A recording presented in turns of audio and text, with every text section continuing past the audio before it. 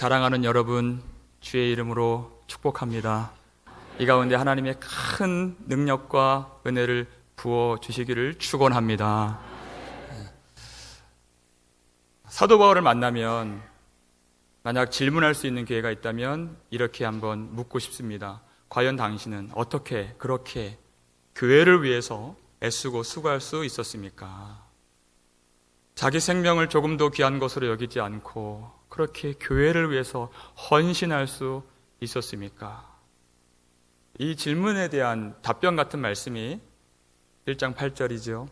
내가 예수 그리스도의 심장으로 너희 무리를 얼마나 사모하는지 하나님이 내 증인이시니라. 예수 그리스도의 심장으로, 자기가 한 것이 아니라는 고백입니다.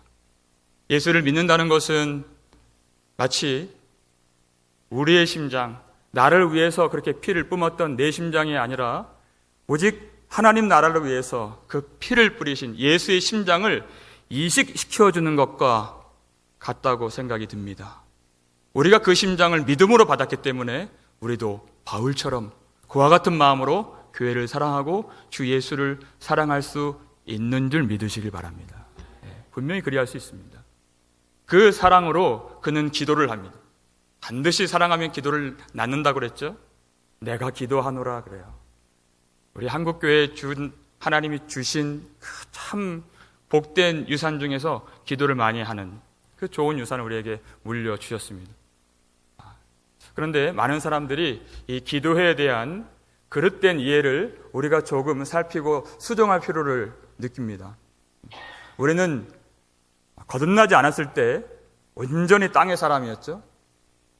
예수를 믿고 난 후에도 그렇게 중력처럼 끌어당기는 그런 땅의 힘에, 육신의 정욕에 우리가 힘을 받고 또 그것과 싸우고 있는 중에 있습니다. 그럼에도 불구하고 우리의 고백은, 그리고 제가 가장 좋아하는 고백이 뭐냐면 주 없이 살 수 없네라는 고백. 하나님 정말 주님 없으면 안 됩니다.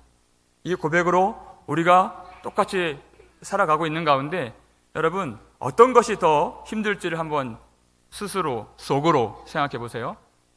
주 없이 살 수 없다고 고백하는 우리가 예배를 한번 못 드리는 것과 월급을 한번 못 받는 것, 이 둘 중에서 어떤 것이 더 힘들까요? 자, 예배를 한번 못 드리는 그것에 대해서 우리는 손해를 느끼지를 못합니다. 그런데 월급을 한번 못 받는 것에 대해서는 여러분이 웃음으로 표현하신 것처럼 많은 어떤 어려움들이 몰려올 것이 예상이 되죠. 렌트비도 내야 되고 생활비도 내야 되고 또 먹어야 되고 세금도 내야 되고 하는 무수한 그런 일들이 떠올라요. 그런 어려움이 있을 때 주의 말씀, 주의 약속 붙들고 무엇이든지 너희들이 원하는 대로 구하라. 그리하면 이루리라 그랬어요. 그런데 그 약속의 말씀을 찬찬히 뜯어보면 요한복음 15장 7절 말씀인데요. 그 말씀의 전제가 바로 그랬습니다. 너희가 내 안에 거하고요. 그리고 내 말이 너희 안에 거하면 무엇이든지 원하는 대로 구하라. 그리하면 이루리라. 전제가 어디 있죠? 이 사람은 이제 땅에 속해 있는 사람이 아닙니다. 오직 예수님 안에 있는 사람, 하늘에 속한 사람, 그리고 내 말, 예수님의 말씀이 그 속에 심겨진 사람. 그래서 그를 찌르면 온갖 주님의 그 언약의 말씀, 성취의 말씀만 흘러나오는 그런 사람이에요. 그가 기도를 하면 주님이 기도하는 그 기도가 흘러나오는 그 사람. 그래서 그 기도를 반드시 하나님이 이루리라 말씀하신 것입니다. 그 예수의 기도, 그 예수의 언약의 말씀을 반드시 성취하리라. 하나님은 하나님의 뜻을 반드시 그 기도를 통해서 이루어 가신다고 주신 말씀인 것입니다. 그런데 사도 바울이 내가 기도하노라 이렇게 얘기를 해요. 그런데 그 기도 제목들을 보니까 너의 사랑을 풍성하게 하고 지식과 총명으로 그리하고 지극히 선한 것을 분별하고 또 진실하여 흠이 없이 예수의 날까지 이르게 하는 그런 모든, 여러분 이 제목들 속에서 여러분 마음에 확 들러붙고 마음에 진한 감동이 오고 마음을 뜨겁게 하는 그런 제목들이 있습니까? 제가 사역의 여정을 조금 뒤돌아보면 하나님이 저에게 주신 특별한 은혜 중에 하나가 뭐냐면 기도가 참으로 중요하다 하는 그 투박한 마음이에요. 제가 사역자가 아니었을 때에도 청년들 불러놓고 금요일마다 철야로 기도하고 또 사역도 그러한 결로 방향으로 하나님이 진행해 가셨습니다. 그 뜨거운 기도가 있을 때 하나님이 놀라운 부흥의 역사를 이루셨다? 제가 그 말씀 드리는 것이 아닙니다. 제가 경험해 보니까 기도를 하려고 할 때 얼마나 사람들이 그 속에서 스트레스를 받고 또 무거운 마음을 받고 그걸 싫어하는지를 제가 알게 되었다는 거예요. 기도할 때 긴장감이 있죠? 마음이 무거워지는 것이 있죠? 여러분, 만약에 우리 식사할 때 대표 기도를 좀 해주십시오. 그러면 여러분 신나서 대표 기도 하시는 분 계십니까? 제가 그분에게만 고정적으로 기도를 시켜드리겠습니다. 마음에 부담이 있죠? 다른 목사님들은 모르겠지만 저는 하루에도 몇 번이나 수차례 그렇게 공적인 기도를 합니다. 그럼에도 불구하고 마음에 항상 할 때마다 부담이 있고 연약함이 있고 어려움이 있어요. 개인적인 기도를 할 때도 마찬가지입니다. 기쁨이 충만하리라 주님 말씀하셨던 그것들을 전혀 경험하지 않는 건 아닙니다. 회개할 때마다 하나님의 용서를 확인시켜 주시고 하나님의 동행하심과 하늘의 능력 주신 것을 경험하는 기도를 드리기 때문에 우리가 기도를 하는 것이죠. 그럼에도 불구하고 예수님께서 겟세마네 동산에서 주님께서도 어떻게 기도하셨죠? 힘쓰고 애써 더욱 간절히 기도하시되 땀이 땅에 떨어지는 핏방울처럼 되었더라 하실 정도로 기도하셨다는 거예요. 그 기도 안에 들어가는 것이 참으로 쉽지는 않다는 말씀인 것입니다. 우리가 스스로 점검해 볼 수 있습니다. 왜 나는 기도를 시작하고 나면 왜 빨리 일어나고 싶을까? 왜 기도할 때의 1시간과 왜 드라마 볼 때 1시간이 이렇게 다른가? 고민이 돼요.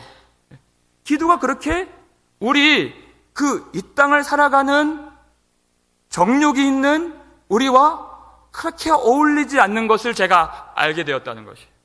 그래서 주님이 투박한 마음을 주셨다는 것이. 어떤 기도를 해야지 사람들이 그렇게 불일 듯 일어나는지 그것도 제가 알게 되었습니다. 사람들이 생각했을 때 그 현실이라고 하는 것, 사람들이 생각할 때 그 구체적이라고 하는 그 제목들을 던져주면 기도가 막 일어나요. 그런데 주님이 말씀하신 현실은 그것이 아니라고 주님 지금 이 말씀에서 밝혀주시는 것입니다. 야고보서 4장 14절 보니까 너의 생명이 무엇이냐?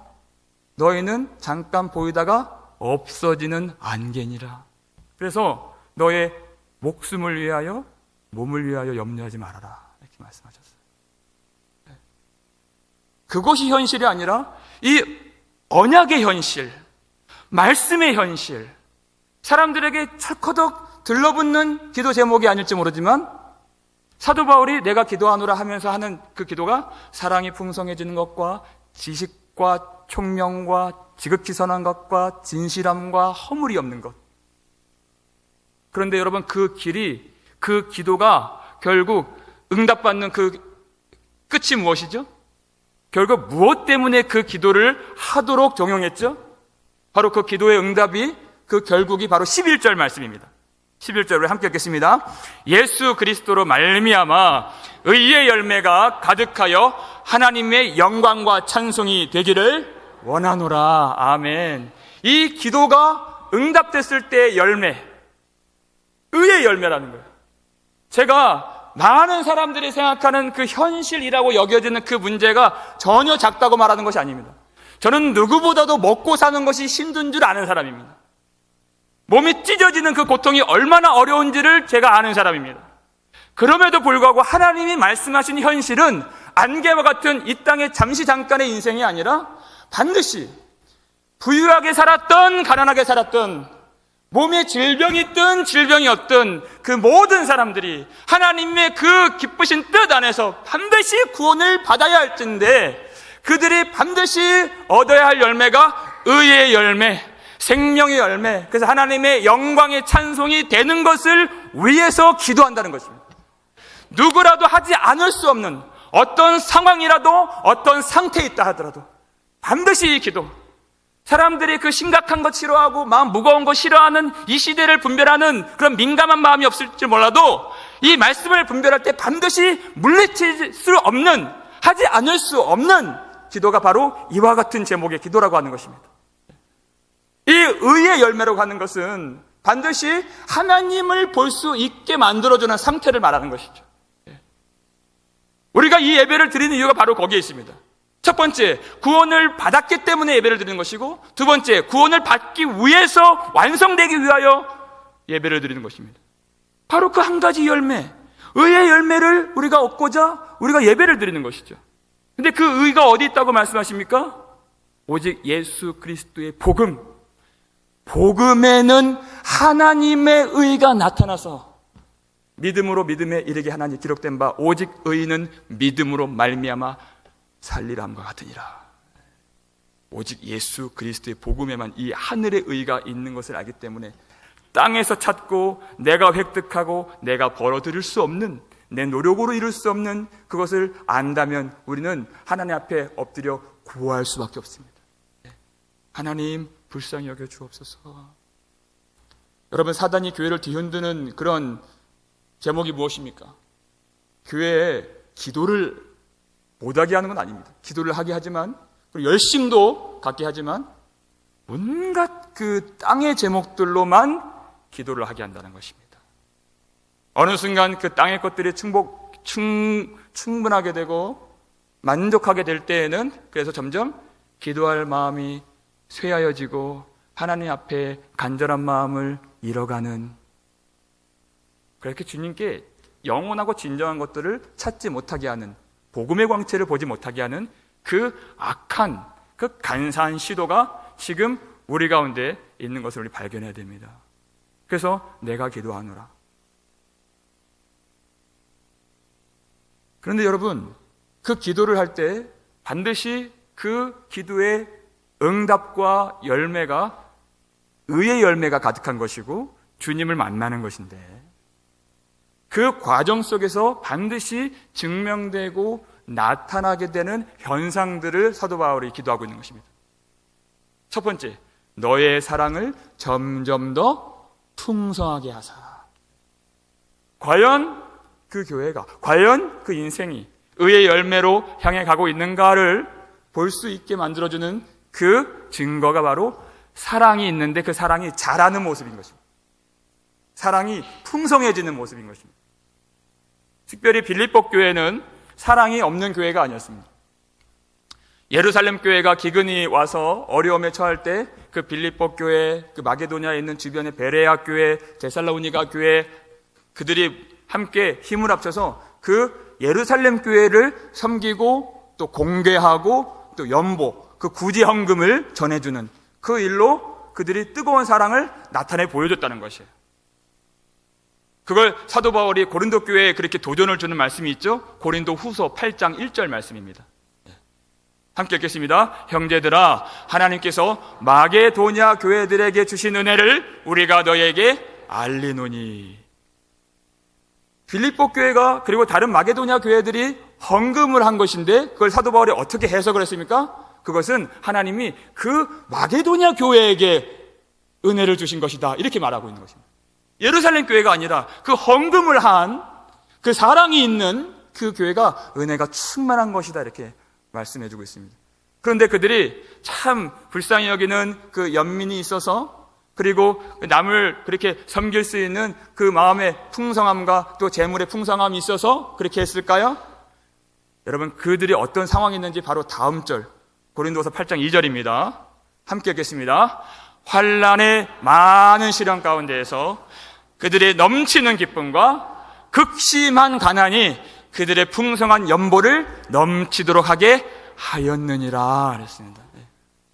그들이 넉넉해서 그렇게 했다는 것이 아닙니다. 극심한 환난이 있는데 그들이 넘치는 기쁨이 있었고, 극심한 가난이 있었는데 풍성한 연보를 넘치게 하나님이 하게 하였느니라 그렇게 했어요. 그 은혜, 하나님이 주신 은혜가 사랑을 만들고 그 사랑은 주님의 영광을 위한 헌신을 낳는, 그 살아있는 은혜를 말하고 있는 것입니다. 그 은혜는 반드시 그 사랑의 수고와 헌신을 낳는 것입니다. 어떤 환경이나 어떤 상태를 뛰어넘고 오직 주님의 영광을 바라보고 나아가는 성도들이 바로 빌립보 교인들이었습니다. 그런데 그 사랑이 이 빌립보서를 천천히 보면 부분적인 사랑, 결핍된 사랑이었다는 것이 발견되는 대목들이 많이 나옵니다. 특별히 어떤 문제죠? 저 멀리 있는 예루살렘 교회는 섬기는 그 사랑이 있었지만, 얼굴을 보지 못한 그 사람들을 위하는 마음은 있었지만, 항상 나랑 얼굴을 보면서 항상 같이 예배를 드리고 말씀을 듣고 항상 같이 얼굴 맞대고 식사 교제를 해야 되는 그 사람들하고는 마음이 안 맞았다는 거예요. 너희가 이 마음을 품으라, 그리스도 예수의 마음이. 특별히 순두계, 유오디아, 이 두 사람 큰 이 기둥 같은 이 성도들이 분쟁이 일어나고 다툼이 일어나서 교회에 문제가 발생되었습니다. 멀리 있을 때는 사랑이 가능한데 가까이 갈수록, 알아갈수록, 세월이 흐를수록 마음의 상처가 남는 그런 사랑의 부분성, 결핍됨, 그 문제가 빌립보 교회에 있기 때문에 그래서 사랑이 더 자라기를 기도하노라 그렇게 얘기한 것입니다. 제가 청년들 섬기면서 그런 걸 많이 봤거든요. 우리 교회 얘기는 제가 잘 모르니까요. 청년들 선교 같이 단기 선교 가면 일주일 열흘 동안 가지 않습니까? 그러면 미얀마도 가고 필리핀도 가고 중국도 가고 그러면 그 아이들하고 함께 그 현지 아이들, 그 아이들 한 일주일, 한 열흘 같이 보낸 것으로 이제 마지막 날 비행기 타고 떠나야 되는데 얼마나 그것이 아쉽고 그 마음이 사랑이 가득하여서 눈물을 흘리고 울고불고 참 눈뜨고는 그 장면 못 봅니다. 그리고 이제 교회로 돌아와요. 이제는 초등학교 때부터 10년, 20년 같이 예배드리고 섬겼던 그 청년들하고의 그 교제가 어떠할까요? 완전하지 않고 부분성. 알면 알수록, 가까이 가면 갈수록 그렇게 짧게 만났던 그 교제는 멀리 있는 사람은 사랑하는데 가까이 있는 사람, 정말 나를 잘 알고 내가 잘 아는 그 사람하고는 마음에 상처가 남고 마음에 참 고통하는 그런 일들을 많이 보게 됩니다. 그런 문제가 빌립보 교회 안에도 있었다는 것이에요. 그래서 그 사랑이 자라길 원하는 것입니다. 그런데 참으로 감사하고 우리가 기뻐하는 기독교의 영광이 어디 있습니까? 하나님이 이 교회를 권능의 손으로 붙들어 주셔서 성화의 길을 걷게 해주신다는 것입니다. 반드시 그것을 자라게 만들어 주신다는 것입니다. 의의 열매를 받는 하나님의 백성들을 하나님이 그를 붙들어 주시고 성령께서 그를 훈련하시고 양육하시고 길러주시고 보호해 주셔서 반드시 그 의의 열매, 그 아름다운 그 구원을 받을 수 있도록 그들을 인도해 주신다는 것입니다. 우리가 구원의 서정을 배울 때 첫 번째가 소명이죠. 부르심이라고 말합니다. 그리고 논리적인 순서입니다. 그리고 중생, 다른 말로 거듭남이라고 얘기합니다. 그리고 회심, 다른 말로 돌이킴이라고 얘기합니다. 그리고 신앙, 다른 말로 믿음이라고 얘기하죠. 그리고 칭의, 무슨 뜻이죠? 의롭다함을 받았다는 뜻인 것입니다. 그리고 수양, 무슨 말이죠? 양자됨, 하나님의 아들됨, 이런 뜻입니다. 이런 6가지 이 논리적인 순서는 하나님이 성령의 빛을 비추어 주셔서 한 번에 그리고 단번에 일시적으로 이루어지는 일입니다. 그런데 그 다음의 순서가 성화입니다. 그건 다릅니다, 여러분. 하나님이 예수를 믿고 그 순간부터 주님 만나는 그날까지 하나님이 붙잡아 주셔서 그를 연단하시고 그 긴 세월을 통해서 그를 깎아가시고 하나님의 나라에 합당한 자들로 빚어가시는 그 과정, 그 인생의 여정을 성화, 그 신앙의 생활을 성화라고 말하는 것입니다. 우리가 그 은혜 속에 있죠. 반드시 하나님은 그렇게 만들고야 마시고 성취하시고야 마시는 하나님 되신다는 것입니다. 그래서 우리가 교회 37주년을 기뻐하는 이유가 그저 그 숫자 자체를 기뻐하는 것이 아니라 그 세월 동안 우리를 길러주시고 보호해 주셨을 때 우리 속에 나타난 사랑의 풍성함 때문에 기뻐하는 줄 믿으시길 바랍니다. 더 기쁜 것은 그 앞으로의 그 날 동안에 예수님 다시 오시는 그날까지 이 교회를 더욱 붙들어 주시고 있는 사랑 더 풍성하게 하시고 그리고 반드시 의의 열매를 받을 수 있도록 하나님이 주관해 가신다는 그 사실이, 그 확신이 우리에게 참으로 기쁨으로 다가오는 줄 믿습니다. 여러분, 그 하나님이 반드시 그 사랑을 풍성하게 그리고 더하여 주시는데 그것을 인간의 기준으로 보시면 안 됩니다. 하나님이 주시는 그 사랑은 하나님이 정하신 기준의 선까지 우리가 도달하는 것입니다.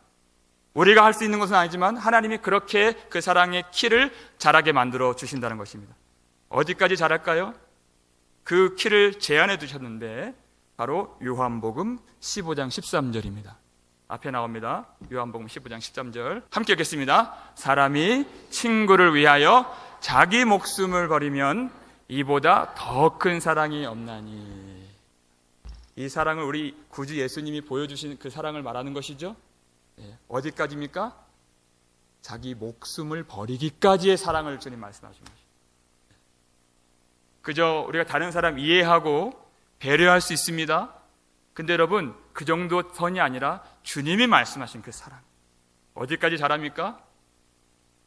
그 친구를 위하여 죽는 데까지. 만약 우리 가운데도 만약 누군가를 풀어주지 않고 용서하지 않는 모습들이 있다면 여러분, 내가 십자가 위에서 죽었다는 것을 믿지 못한 그 모습인 것을 우리는 알아야 됩니다. 그래서 우리는 십자가 밑에 다시 엎드려야 됩니다. 은혜를 구해야 됩니다. 주님께서 그 사랑의 키를 어디까지요? 반드시 죽는 데까지. 그래서 하나님을 사랑할 때도 어떻게 해요? 적당이란 것은 없습니다.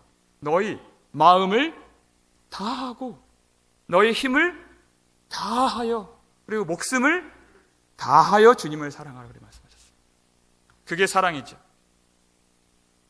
사람을 우리가 교제하고 만날 때 대화를 할 때 예기치 못하게 상처 오는 말을 들을 때도 있고 그리고 의도하든 의도하지 않았든 나에게 그렇게 공격이 되는 그런 말을 하는 사람들 만날 때가 있습니다.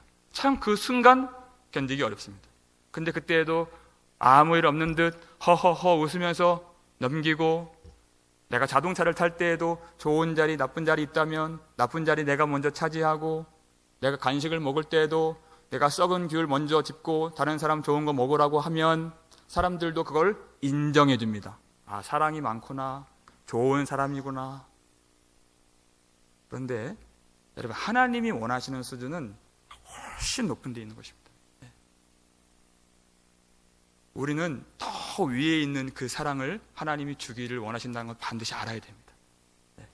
어떻게 그 사랑을 자라게 하시고 그 수준의 사랑까지 우리가 성장할 수 있을까? 그래서 사도 바울이 또 기도하는 거예요. 지식과 총명으로 점점 더 그 사랑을 풍성하게 하사, 이렇게 말씀합니다. 여러분, 지식이라고 했을 때, 여러분 지식을 구하거나 지식을 주신다고 했을 때 그 말에 팍 감동이 되는 그런 일은 별로 없습니다.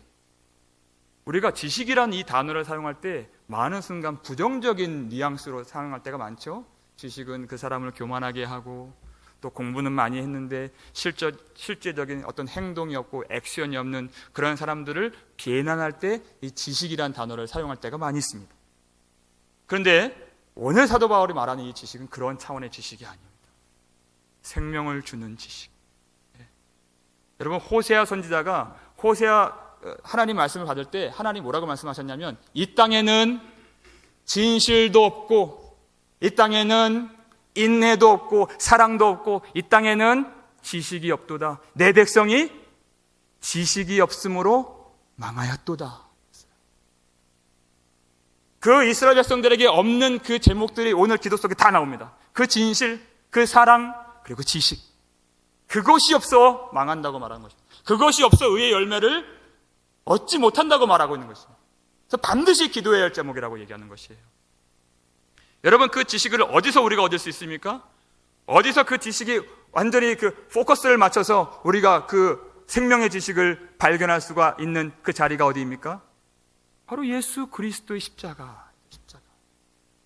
근데 우리가 짚고 넘어갈 것이 뭐냐면 그 십자가를 보고도 그 생명의 지식이 오지 않는 경우를 우리가 알아야 된다는 것이에요.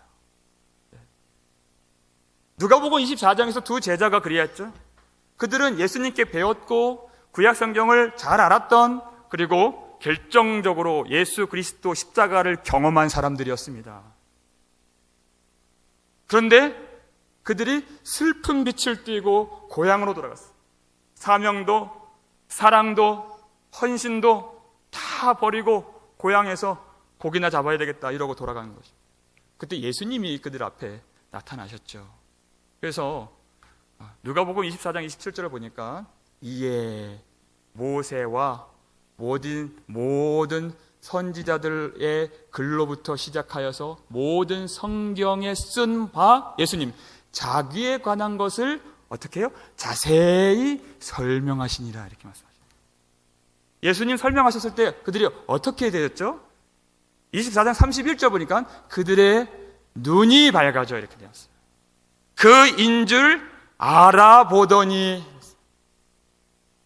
십자가 자체를 보는 것이 아니라 예수님이 그것을 알아볼 수 있도록, 깨달을 수 있도록.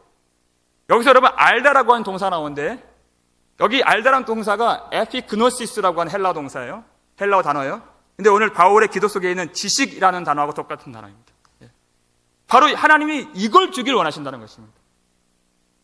십자가를 보았지만 마음이 뜨겁지 않았던, 그 슬픔의 지배를 받았던 그들이지만 하나님이 기도하는 가운데, 말씀을 풀어주시는 가운데 그것이 어떤 비밀을 담고 있고 그것이 어떤 은혜의 말씀인지를 눈이 밝아지도록 깨달을 수 있도록 하나님이 역사해 주실 때 그것을 볼 수 있다고 말씀하신 것입니다.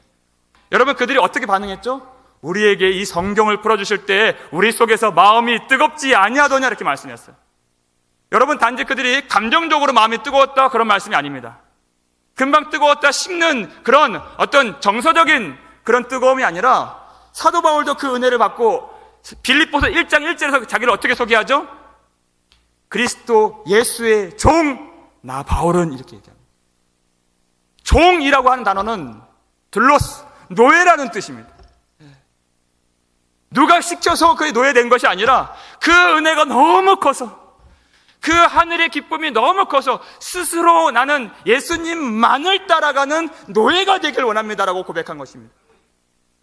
어떤 성경을 써도 난 정말 주님의 노예, 기쁨으로 되길 원합니다. 그 마음의 뜨거움, 쇠하지 않는 그 뜨거움을 그 제자들이, 그 사도들이 품고 자기 생명을 귀한 것으로 여기지 않고 사랑을 전하고 복음을 전하고 교회를 세우고 그렇게 주님께 헌신할 수 있었다는 것입니다. 성경을 많이 읽고 예수님께로 직접 듣고 십자가를 보았지만 그들은 깨닫지 못했다가, 저도 종종 듣는 말씀이 있습니다. 제가 목사이기 때문에, 목사님, 십자가를 생각하여도 마음이 뜨겁지 않습니다. 참 곤란해요. 성경을 읽을 때에도 정해진 하루의 분량이 있어서 읽기는 하고 또 큐티는 하지만 마음이 뜨겁지 않아서 언젠가 그저 성경을 덮어버린 지 오래된 분들이 이 자리에 계실 줄 모르겠습니다. 그때 이 하늘의 깨달음, 이 총명이 없으면 우리는 그 십자가의 말씀을 날마다 들어도 그것이 무엇을 의미하고 그것이 어떤 구원의 역사가 나타나는 그 은혜의 복음인지를 알 수가 없습니다. 여러분, 이 부족한 설교자가 말하는 것이 아니라 기도할 때 역사하시는 성령께서 여러분 기도하는 자리, 여린 엎드린 자리, 그 십자가 붙들고 회개하는 그 자리에서 이 말씀을 깨닫게 해주시기를 주의 이름으로 축원합니다. 제가 그 질문을 받을 때 제 스스로가 느끼는 그 경험이기 때문에, 제가 그 답답함이 무엇인지를 알기 때문에, 목사라고 해서 말씀을 펴는 족족 은혜가 되고 마음 뜨겁고 그렇게 눈물 줄줄 나는 그런 것이 아닌 줄 여러분 잘 아시죠? 그렇게 그것이 안 될 때, 말씀이 이해되지 않을 때, 그때 내 마음에서 무엇이 자리하고 내 마음이 얼마나 굳어지고 강팍해지는지 제가 잘 압니다. 잘 압니다. 그때 한 가지, 사랑이 안 나옵니다, 여러분. 십자가 앞에서 내 마음이 깨뜨려지지 않을 때 멀리 있는 사람은 고사하고 마땅히 사랑해야 할, 그리고 그 가까이 있는, 심지어 그 사랑하는 그 가족들마저도 진실하게 온전하게 사랑할 수 없는 저 자신인 것을 내가 너무나도 제가 잘 알아요. 이건 주님이 도와주셔야 할 일이라는 것입니다. 근데 너무나도 복되고 감사한 것이 뭐냐면 그런 연약함을 주님이 아시기 때문에 내가 기도하노라 우리에게 알려주신 것입니다. 그 들은 말씀, 그 복된 복음이 우리 속에서 역동적으로 일어날 수 있도록, 이 예배당 안에서만의 그 역사가 아니라 여러분 삶의 터전에서, 일터에서, 가정에서 길을 걸어가다가 운전하다가도 주님을 붙잡고 십자가를 의지하며 기도하는 그 순간에 그 하나님의 그 놀란 그 은혜가 깨달아지고 하늘의 총명으로 그 놀란 십자가의 복음을 알 수 있는 은혜를 하나님이 주기를 원하시는 줄 믿으시길 바랍니다. 우리의 연약함을 아시는 주님, 우리가 반드시 평생에 알아야 될 많은 세상의 지식이 있고 많은 그 세상의 영광이 있지만 반드시 알아야 될 우리 예수 그리스도의 그 복음, 우리 예수님을 아는 것, 그것밖에 알 것이 없는 걸 주님이 알기를 원하십니다. 그래서 사도 바울이 그 분쟁하고 그 연약한 사랑 갖고 있는 그 빌립보 교회에게 2장 6절에서 뭐라고 얘기하죠? 예수님은 그는 근본 하나님의 본체시나, 예수님이요, 하나님과 동등됨을 취할 것으로 여기지 아니하시고 오히려 자기를 비어 종의 형체를 가지사, 여기서 종이란 단어도 둘러스 노예란 뜻입니다. 예수님이 노예가 되셔서 사람과 같이 되셨고 사람의 모양으로 나타나사 자기를 낮추시고 죽기까지 복종하셨으니 곧 십자가에서 죽으심이라. 여러분, 사람은 절대 그 자기 위치, 자기 자리에서 못 내려오는 사람이죠. 내가 생각하는 것보다 다른 사람이 나를 좀 낮추어 보고 평가하면 참 기분이 나쁘고 저 사람하고 상종을 안 하려고 합니다. 조금도 못 내려요. 그 예수님은 그 영광, 지극히 높은 하늘 보좌를 버리시고 나 스스로 내려오지 못하는 그 나의 연약함을 위하여서, 그리고 험악한 세상 살아가는 동안 얻는 모든 질병과 모든 아픔과 그 모든 죽음에서 오는 그런 사망의 권세를 예수님 홀로 지시기 위하여, 그렇게 되실 수 없는 예수님이 그 노예가 되심으로 그 모든 짐을 지시고 그리고 낮아지시고 이 하나님 말씀에 복종하셔서 십자가에서 죽으신 주 예수님, 그것 아는 것만이 우리의 사명이고 우리의 기쁨인 줄 믿습니다. 저도 잘 알지 못했던 찬양인데요, 얼마 전에 알게 되었어요. 근데 자꾸만 이 말씀 준비하면서 떠올라서 참 간단하지만 마음에 와닿는,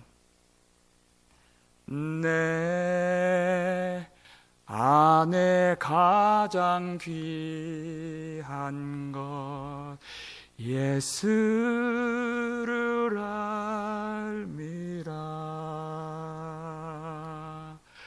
금 은보다 더 귀한 것 예수를